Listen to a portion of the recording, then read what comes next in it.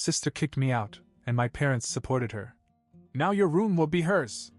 Dad shouted laughing, so I left. A week later when my lawyer called them, parents begged me. I always knew my family was screwed up, but I never thought they'd actually throw me out like I was nothing. My sister, Grace, had been working for this moment for years. Ever since we were kids, she'd made it her mission to turn our parents against me. She would steal things and blame me. Break things and say I did it.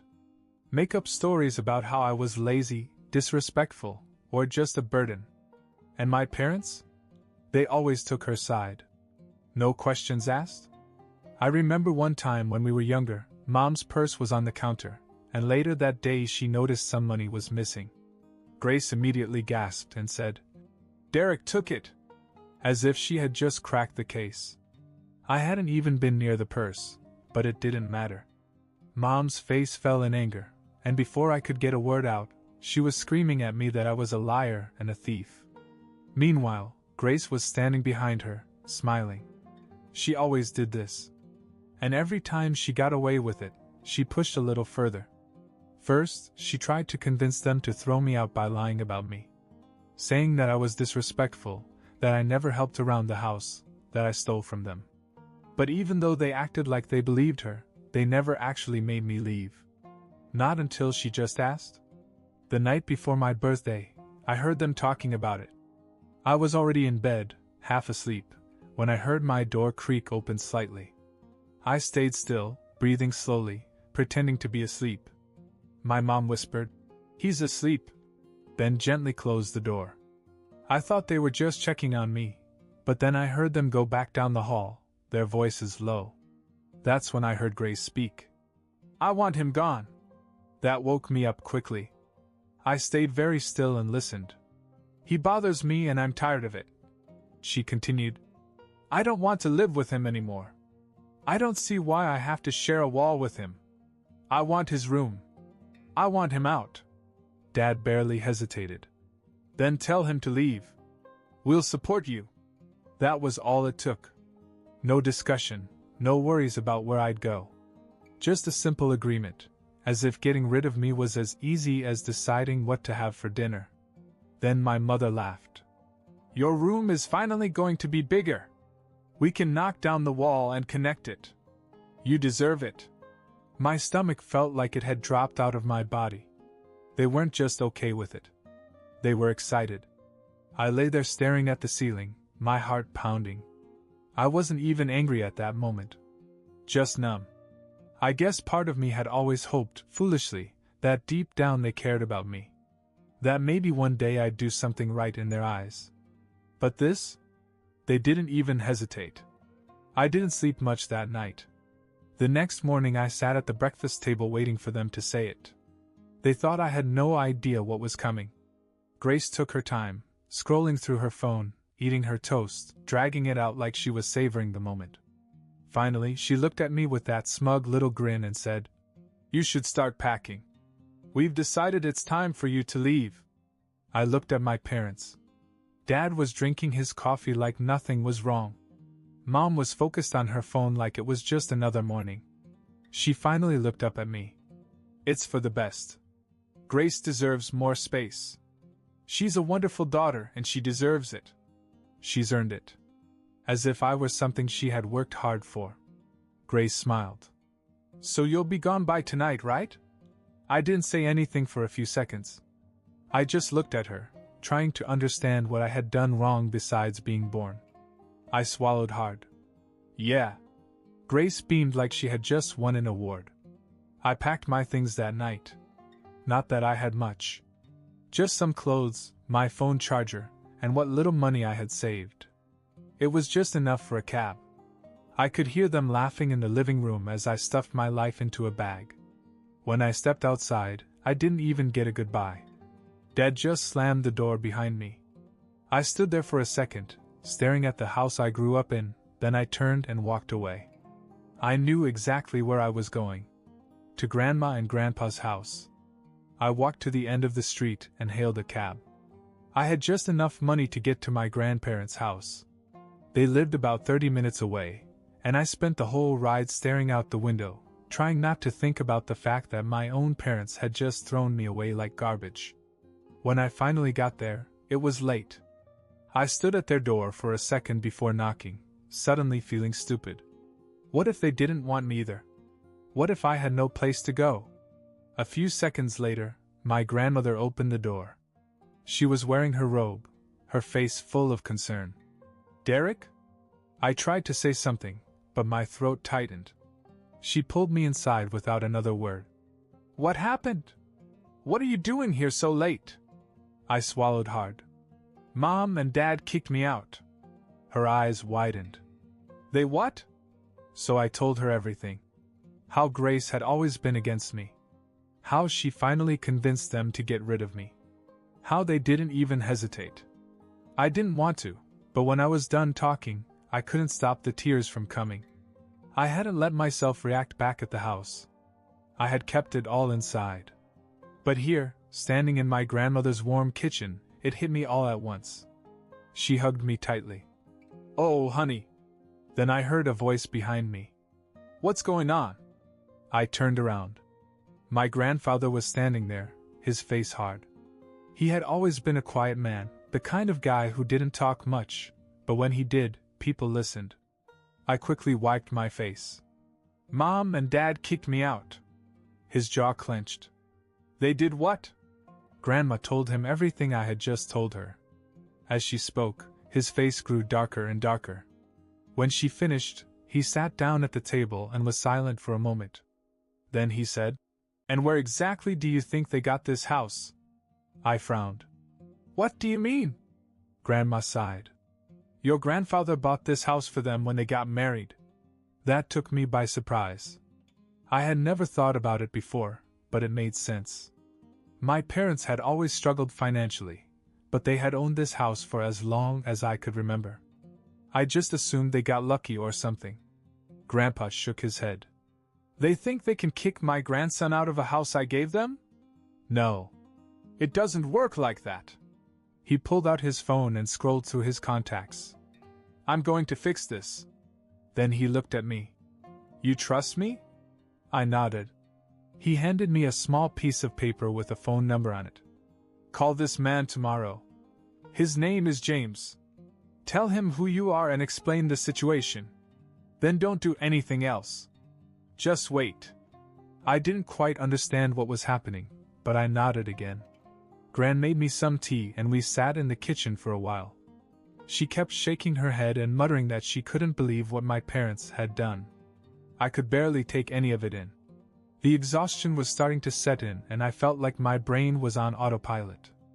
Finally, she led me into the guest room. "Get some rest, sweetheart. You're safe now." I laid down and stared at the ceiling. For the first time in my life, I wasn't under the same roof as my parents and Grace. And for the first time in a long time, I felt like maybe that was a good thing. I woke up to the smell of bacon and coffee. For a second, I forgot everything that had happened. I was warm, safe, and the house was quiet. No arguing, no tension, no Grace. Then it hit me. I wasn't home. And I wasn't going back. I sat up, rubbing my eyes. My phone was on the nightstand, and when I picked it up, I saw a few missed texts from my mom. "Mom, where are you? Mom, you better not be at my parents' house. Mom, you are making this harder than it has to be." I just stared at the messages. Harder for who? I didn't reply. Instead, I got dressed and went to the kitchen, where my grandma was setting the table. Grandpa was sitting with his coffee, scrolling through his phone. He barely looked up. "Did you call James yet?" I shook my head. "Not yet." He slid his phone toward me. "Do it now." I picked up the paper with the number and dialed. The phone rang twice before a deep voice answered. "James speaking." I swallowed. Hi. My grandpa told me to call you. He said you could help?" There was a pause. "You must be Derek." "Yeah." "All right, kid. Tell me exactly what happened." So I did. Everything from the years of Grace turning my parents against me to them finally kicking me out. I even told him about the conversation I overheard and the way my dad had slammed the door behind me. James listened without interrupting. When I was done, he exhaled sharply. And they're still living in that house? Yeah. Not for long. I frowned. What do you mean? Your grandpa owns that house. Not them. And legally, he can do whatever he wants with it. I hadn't really processed that part yet. It was their house, as far as I had always known. But now I realized they didn't own anything. James continued. I'll handle the paperwork today. They'll get a call soon. I hung up and looked at Grandpa. What exactly is happening? He sipped his coffee. They're about to learn a very expensive lesson. By noon, the first call came. Grandpa's phone rang, and he answered it on speaker. It was my dad. What is going on? Grandpa didn't even blink. You have 1 week to pack your things and leave. What else isn't clear? Dad stammered. You can't just kick us out. Grandpa chuckled. You kicked my grandson out of my house, and now you're shocked it doesn't belong to you. You made your bed, now lie in it. I could hear my mom in the background, freaking out. Grace was yelling something, but I couldn't make out the words. Grandpa, please, my mom said. We didn't mean for it to be this serious. It was just a misunderstanding. Misunderstanding? Grandpa repeated. You threw your son out like garbage. You didn't even care where he went. So now you can figure out where you will go. Dad's voice turned desperate. We have nowhere to go. Grandpa didn't respond. He just hung up. That night they showed up. I was in the living room when I heard a car pull up outside. I peeked through the curtain. It was them. Mom, Dad, and Grace. I felt a weird mix of emotions, anger, dread, satisfaction. But before I could react, Grandpa was already at the door. The moment he opened it, Mom started talking. Dad, please, can we talk about this inside? He didn't move. No. Say whatever you need to say right here. I stepped up behind him. Grace's eyes narrowed when she saw me, but she didn't say anything. Mom looked at me, then back at Grandpa. You don't need to do this. We're family. Grandpa raised an eyebrow. Family? You mean the family you threw out last night? Dad groaned. Look, we were wrong, okay? We shouldn't have done that. But this isn't fair. You can't just evict us. Grandpa crossed his arms. Actually, I can. And I have. Grace finally spoke up, her voice sharp. This is all his fault. She pointed at me. He ran to you like a little snitch because he couldn't handle being told to leave. I laughed. I wasn't the one who asked to be kicked out. That was all you. Her face turned red. You don't even deserve that house. I do. Grandpa let out a short laugh. Then by your own. Grace looked like she was about to explode. Mom tried again. Dad, please. We'll fix this. Just let us stay. Grandpa shook his head. No. You wanted Derek gone? Well, now you are. You have 1 week to get out, or I'll call the cops and have you removed. Dad clenched his fists, his face dark. For a second, I thought he was going to try something, but then he exhaled sharply. Fine. They turned and walked back to their car. Just before getting in, Grace spun around and glared at me. You'll pay for this. I didn't say anything. I just watched them drive away. Grandpa shut the door and sighed. Well, that was fun. I looked at him. Do you think they'll actually leave? He smirked. Oh, they will. And if they try anything stupid, I'll make sure they regret it. I thought that was the end of it. They had a week to move out, and I figured they'd spend that time complaining and trying to guilt-trip Grandpa into changing his mind. I was wrong. Because 2 days later, I woke up to find out my parents had reported me missing. I was in the kitchen eating breakfast when my grandma's phone rang. She answered, and I could tell right away something was off. Yes, this is his grandmother. What do you mean missing? I froze, my spoon halfway to my mouth. Grandpa put down his newspaper. Who is it? Grandma looked at me. It's the police. I nearly choked. She listened for a moment longer, then sighed. Yes, he's here. He's been here since the night they threw him out. A pause. No, he's not in danger. No, we did not kidnap him. He came here on his own. At that point, Grandpa stood up and took the phone from her. Officer, let me make something clear. My own daughter kicked this boy out with nothing but the clothes on his back. He had nowhere to go, so he came to his grandparents' house, which, by the way, I own. Now, if you want to investigate something, maybe start with why they abandoned their son in the first place. The conversation didn't last much longer. Grandpa was calm but firm, and by the end of it, the officer apologized for the confusion and promised to close the case. The second Grandpa hung up, my phone started buzzing. Mom. I ignored it. A minute later, a text came through. Mom, you've made this worse than it needed to be. The cops were just here. Come home and fix this. I laughed out loud. Come home? Were they serious? Grandpa shook his head. They're trying to cover their asses.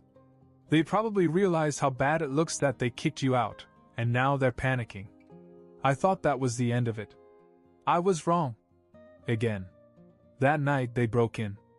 I was lying in bed, scrolling through my phone, when I heard a noise downstairs. At first, I thought maybe Grandma had left a window open or something, but then I heard voices. Low, urgent whispers. I sat up, my heart pounding. Then I heard the sound of the back door unlocking. I jumped up and ran to Grandpa's room, shaking his shoulder. Someone's in the house. His eyes snapped open, and within seconds he was up. He grabbed something from his nightstand, I didn't see what, and motioned for me to stay behind him. We crept down the hallway toward the kitchen, where the sound was coming from. Then we saw them. My parents and Grace. Standing in the dark, right inside the back door. Grace saw me first. Oh, look! The little snitch is awake. Grandpa flicked on the light. What do you think you're doing? Dad didn't even flinch. We came to talk. Through the back door? Grandpa's voice was ice. Mom crossed her arms. You weren't answering our calls. We had no choice. Grandpa scoffed. Breaking and entering was your only option? Dad ignored him and looked at me. Derek, enough. Pack your stuff. You're coming home. I stared at him. You kicked me out. Remember? Mom stepped forward. We made a mistake, okay? We were upset, and we acted too fast. But we've thought about it, and we've decided you can come back. You just have to apologize to Grace. I almost laughed. Apologize for what? Grace smirked. For causing all this drama. I was speechless. Grandpa wasn't. Get out. Dad glared at him. You can't keep him here. Grandpa tilted his head. My house, my rules. And I'm done playing nice. That's when I saw what he had grabbed from his nightstand. A gun. He wasn't pointing it at them, but he didn't have to. Just holding it was enough. Grace's smirk vanished. Mom took a step back. Dad clenched his fists. Grandpa's voice was calm. I've given you every chance to walk away from this with some dignity. But if you don't leave right now, you're going to find out exactly how serious I am. No one moved. Then Dad exhaled sharply. Fine. They turned and left through the back door. But just before leaving, Grace glanced at me. This isn't over. Then they were gone. Grandpa locked the door behind them, double-checking it. He turned to me. They try something like this again, I'm calling the cops. The next morning, Grandpa called. I was still on edge from what had happened the night before. Every little sound made me jump, and I kept checking the windows as if I expected my parents and Grace to come back. I was sitting at the kitchen table staring at my untouched plate of eggs when Grandpa walked in with his coffee and phone in hand. He didn't even look at me. Time to end this for good. He dialed a number and put the phone on speaker. After a few rings, my father answered. Hello? Grandpa didn't waste any time. You listen to me, and you listen good. You're going to pack up and leave this house by the end of the week, just like I told you. And you're not going to bother Derek ever again? Dad scoffed. Or what? Grandpa leaned back in his chair, completely calm. Or I rewrite my will. Silence. Then Mom's voice came over the phone. You wouldn't. Grandpa chuckled. Try me. I stared at him, confused. What does that mean? I whispered. He covered the phone and looked at me. It means I was going to leave them something when I died. But now? Not a damn dime. Dad's voice was tight. You're bluffing. You think so? Grandpa replied. I have my lawyer on speed dial. I can have everything changed by the end of the day. That house you live in? Gone. Every last dime I've set aside for you? Gone. And guess who gets everything? He looked at me. It took me a second to process what he was saying. Grandpa wasn't just kicking her out. He was cutting her off completely. Mom's voice came back, full of panic. Dad, please. We made a mistake. You can't just disown us for that. Grandpa raised an eyebrow. Oh? Like you disowned your own son? Dad tried a different approach. Okay, fine. We'll leave the house. But you don't have to be so extreme, Dash. I do, Grandpa interrupted. Because I know you too. You're never going to stop trying to manipulate him. You'll keep scheming, keep twisting things, keep making his life miserable. Well, not anymore. You burned that bridge. It's gone. Grace finally spoke up. So what? You're giving him everything? Grandpa smiled. That's right. The house, the money, everything. It's Derek's now. I almost dropped my fork. Wait, what? Grandpa just nodded. You heard me. You're staying here. This is your home now. Dad was furious. You're seriously giving everything to him over us? Grandpa sighed like he was bored. Yep. Grace lost it. That's not fair. Grandpa let out a sharp laugh. Neither is life. Get over it. Dad muttered under his breath. Mom sounded like she was crying. Grace kept screaming in the background. But Grandpa was done. You have until the end of the week, he said. If you're not out by then, I'm calling the cops. Then he hung up. I sat there speechless. Grandpa took a sip of his coffee. Well, that was fun. And that was it. At the end of the week, my parents and Grace packed up and moved into a rented apartment. Grandpa made sure they knew there was no coming back. I expected them to try another trick, another stunt, but they didn't. I think they finally realized there was nothing left for them to take. Grace sent me one last text before she blocked me. Grace. Enjoy the house, loser. I hope it was worth losing your family. I didn't reply. Because for the first time in my life, I actually felt like I had a family. Grandma and Grandpa were there for me in a way that my parents never were.